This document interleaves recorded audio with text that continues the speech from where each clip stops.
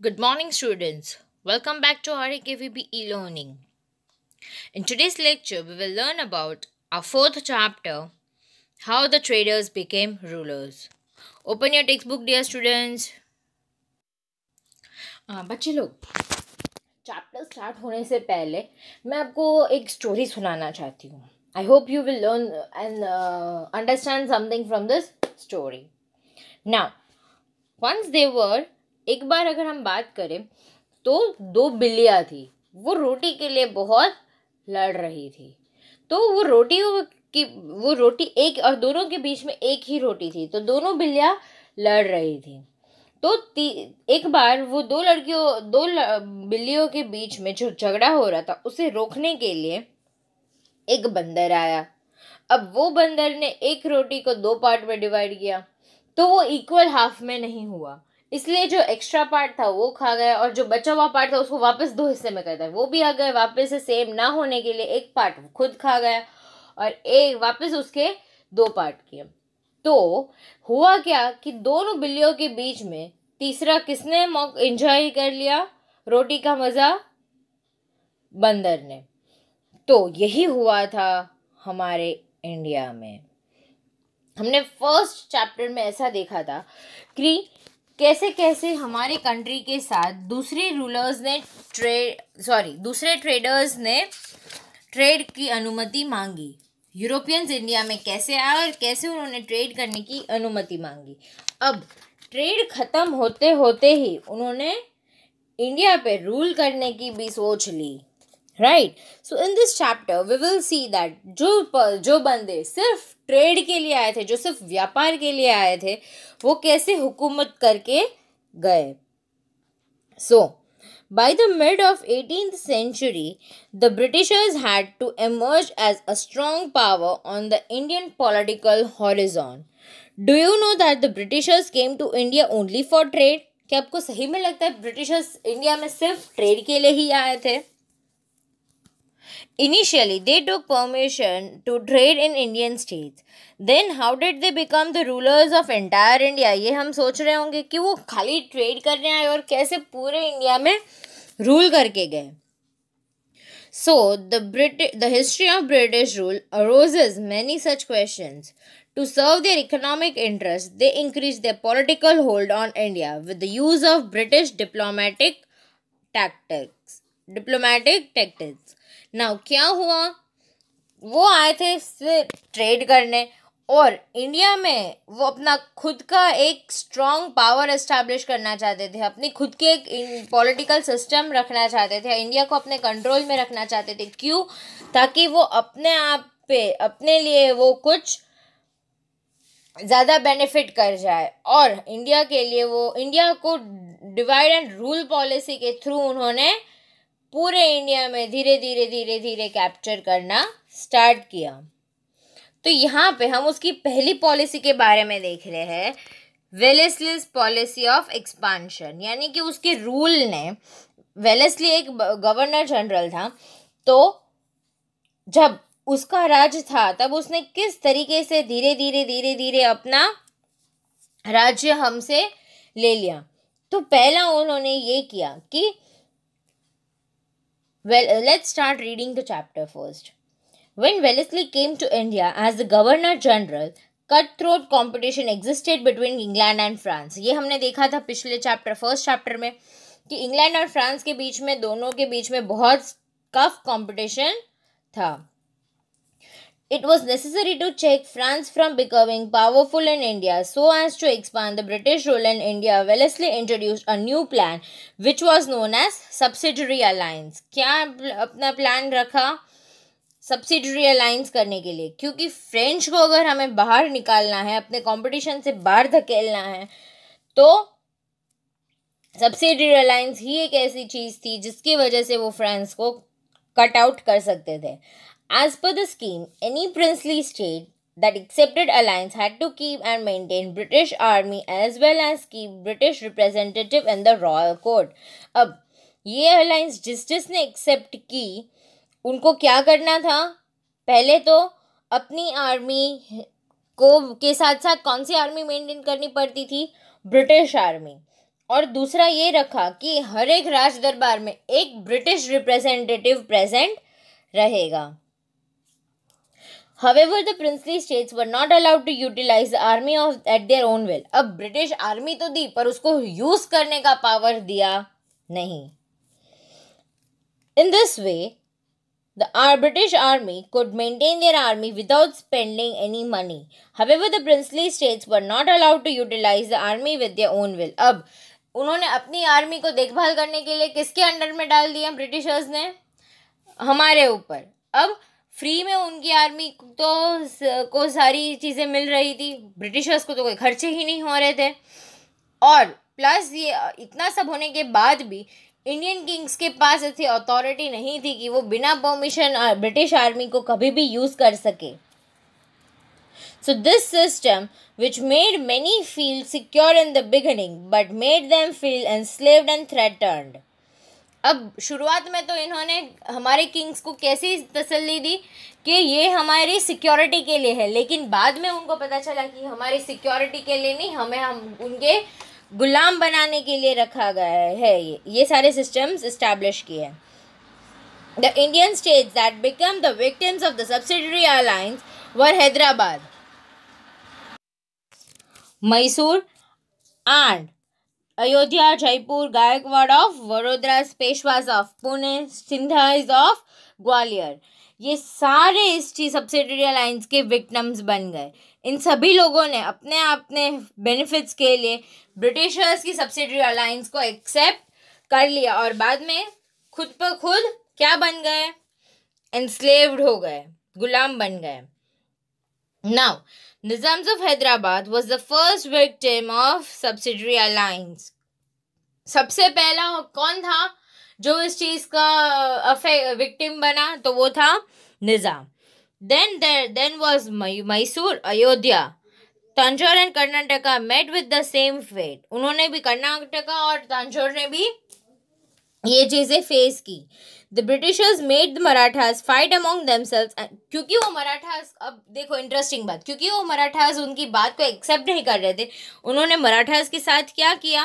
उन्होंने मराठास के आपस में ही लड़ाई करवा दी एंड जबरदस्ती उनको सब्सिडियरी अलायंस एक्सेप्ट करवा दी. Owing to the losses incurred by Nizam in the fight with Marathas, he was the first to accept the alliance. अब निज़ाम साहब मराठास के बीच में लड़ाई हुई और निज़ाम को लॉस हुआ, इसीलिए उसने सबसे पहले सब्सिडियरी अलायंस को एक्सेप्ट किया. अब Tipu Sultan of Mysore refused, but after the victory of British in Fourth Anglo-Mysore War, Mysore was forced to become a subsidiary state. दोनों के बीच में जब लड़ाई हुई, किसके बीच में? Tipu Sultan of Mysore and Britishers. इन दोनों के बीच में जब लड़ाई हुई तो टीपू सुल्तान जब ये वॉर हार गए, इसीलिए उनको जबरदस्ती सब्सिडियरी स्टेट बना दिया गया. Then Maratha chief fought among themselves after the death of Nana Phadnavis. अब उस नाना फडणवीस के मौत के बाद वो मराठास खुद अपने मराठास और मराठास के बीच में ही लड़ाई होनी स्टार्ट हो गई. One by all, the Maratha state became the victim of divide and rule policy. अब इससे क्या प्रूफ हुआ कि जैसे जैसे उन्होंने दो मराठास को आपस में लड़वाया तो क्या हुआ? डिवाइड एंड रूल पॉलिसी उन्होंने एक divide and rule policy accept की. The other states, namely Ayodhya, Gorakhpur, Tanjore, Karnataka, Farrukhabad, also suffered the same fate. इन लोगों के बीच में भी उन्होंने लड़ाई करवाया और अपने आप को ब्रिटिशर्स ने अपने आप को उन पे जबरदस्ती हक जमाना स्टार्ट कर दिया. In this way, with a span of 7 years, Wellesley expanded the company rule and made British the supreme power in India. 7 साल के अंदर तो उसने मेजॉरिटीली सारे स्टेट्स को के मेजर पावर्स उसके हाथ में ले लिए थे. See, this was the battle that was fought by Wellesley, and this is Lord Wellesley himself. Now, expansion of British rule in India. धीरे धीरे कैसे expand हुआ? तो after finalizing the subsidiary alliance treaty with Mysore, Nizam of Hyderabad and Maratha chieftain, the British moved towards northern part of India. South में तो यहाँ से सारी चीजें कैप्चर कर ली. अब कहाँ जाके अटके वो? नॉर्थ में गए. They entered into the treaty of friendship with Nepal, और नेपाल के जो गुरखास थे उनके साथ भी उन्होंने फ्रेंडशिप बना कर ली. They fought many battles to secure the frontiers. Friendly relation with Sikh king Maharaja Ranjit Singh helped them to win the battle of Afghans and establish their rule in Sindh. Afghans मतलब सिंधु नदी river के उस side जो Sindhis थे अफगान के, उनके ऊपर भी उन्होंने क्या किया, अपना कंट्रोल जमा लिया by the help of Maharaja Ranjit Singh. The Britisher had an ambition to capture the Sikh kingdom, which was very powerful kingdom, but they could not do as long as Maharaja Ranjit Singh was alive. जब तक महाराजा रंजीत सिंह जिंदा थे तब तक तो वो Britishers महाराजा रंजीत सिंह के kingdom को नहीं कैप्चर कर पाते. सो दे केप्ट फ्रेंडली रिलेशंस, क्योंकि वो उसे कुछ नहीं कर पा रहे थे इसलिए उन्होंने उनके साथ फ्रेंडली रिलेशंस ही रखे. ठीक है. Ranjit Singh was a strong ruler of that time. He had set up a strong army with the help of European officers for the protection of his state. उन्होंने क्या किया, एक स्ट्रॉन्ग आर्मी मेंटेन कर दी European officers की, ताकि वो अपने आप को प्रोटेक्ट कर सके. He had attained victories over many nearby states. Maharaja Ranjit Singh ने अपने आसपास के बहुत सारे स्टेट्स में विक्ट्री विन की थी. After his death Punjab suffered anarchy. Now उनकी डेथ के बाद पंजाब ने के ऊपर किसी का भी हुकूमत था नहीं. Governor general sir Henry Hardinge came to India and brought the Sikh rule completely under their control. फिर सिख रूल को किसने अपने कंट्रोल में लिया, सर हेनरी हार्डिंज ने. And under the British rule with the policy of interference and annexation, interference और annexation policy के through उन्होंने अपने आप को सिंध के किंगडम को, सिख किंगडम को अपने आप के अंदर कंट्रोल में ले लिया. तो एनेक्सेशन पॉलिसी क्या थी? Dalhousie's policy of annexation. Now, the aim of Wellesley policy of expansion was to enslave the native kingdom without using much of the British resources. अब वेलेस्ली की पॉलिसी कैसी थी कि वो अपना एम्पायर कैसे स्प्रेड करना चाहता था, ब्रिटिश एम्पायर, बिना ब्रिटिश की कोई रिसोर्स यूज किए. The states that accepted subsidiary alliance considered the British as their friend. अब subsidiary alliance यानी कि मित्रता तो हो गई थी ब्रिटिशर्स के साथ, तो ब्रिटिशर्स ने उनको अपने आप के फ्रेंड्स बना दिए. Eventually, in the absence of internal and external threats, they become irresponsible. The situation started deteriorating. The outcome of conspiracy of the British was the anarchy in mainly princes states. The Indian rulers got trapped in it. अब उनकी main क्या थी, जो princely states थी यानी कि जहाँ पे किंग्स और क्वींस का रूल, जो किंग रूल चलता था, तो वैसे स्टेट्स को उन्होंने पहले इस ट्रैप में फंसा लिया, इस जाल में फंसा लिया. The British could not excuse to start interfering into the internal affairs of the states on the pretext of putting an end to the anarchy. यानी कि किंग्स रूल को ख़त्म करने के लिए, उनके अकेले रूल को ख़त्म करने के लिए उनको यही चीज़ एक सबसे बेस्ट लगी. The annexed many states under the same excuse. यही एक्सक्यूज़ के बेसिस पे उन्होंने बहुत इंटरनल अफेयर्स में इंटरफियर करना स्टार्ट कर दिया, और इसी तरीके से उन्होंने बहुत सारे स्टेट्स को अनेक्स्ड कर लिया. After Burma, that is Myanmar, and regions of Punjab were also annexed. Myanmar, Punjab, ये दोनों अनेक्स्ड हो गए. If the king died without a son, his state was annexed. अब वैसे किंग जिसके पास सन मतलब हायर वारिस ना हो, उसके बिना अगर उसकी डेथ हो रही है तो वो किंगडम भी किसके हाथ में चला जाता है, ब्रिटिश के हाथ में.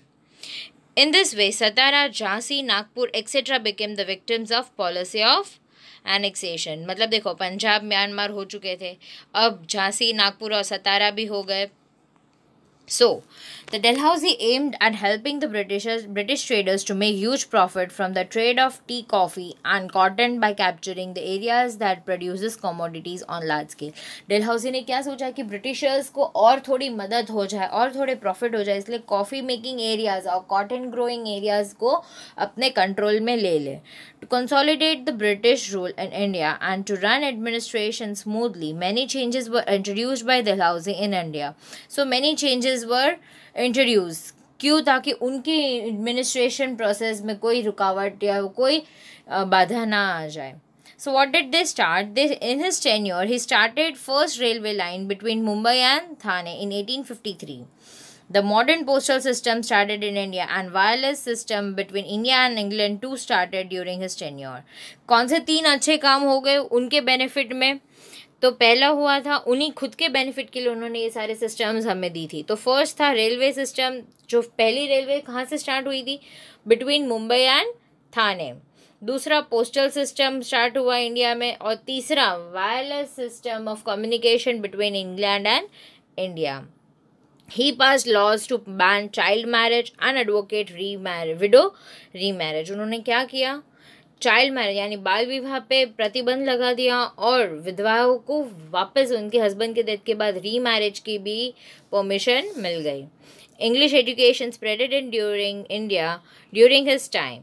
The first 3 universities in India were establish in Mumbai, Chennai and Kolkata. पहली 3 एजुकेशन इंग्लिश एजुकेशन यूनिवर्सिटीज़ कहाँ पे हुई थी? Mumbai, Chennai and Kolkata in the year of 1857.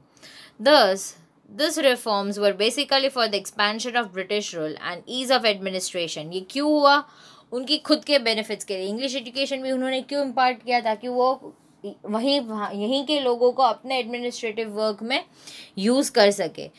तो because of their profit and their benefits, they introduced many systems and which benefited Indians later on.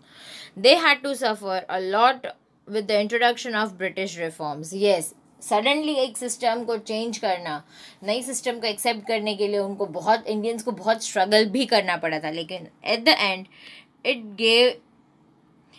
it gave us a good impact. Yes, definitely some dissatisfaction also arose between the people.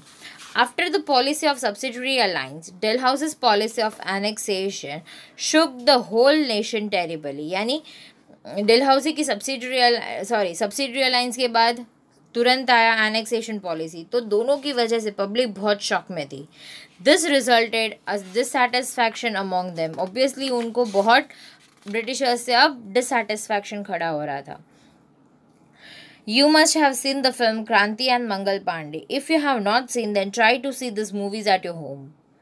At this time, the people were suppressed under the dictatorial regime of the British. In addition to that, the reforms made by Dalhousie added fuel to fire. एक तो वो already Britishers के डिक्टोरियलशिप से बहुत नाराज़ थे, उसमें से डलहौसी ने जले पे नमक छिड़का, आग में घी डाला. Different people reacted differently to railway facilities of post and telegraph and western education. उन्होंने सारी चीज़ों को अलग तरीके से देखा. हर लोगों ने हर एक रिफॉर्म को अलग अलग तरीक़ों से देखना स्टार्ट किया.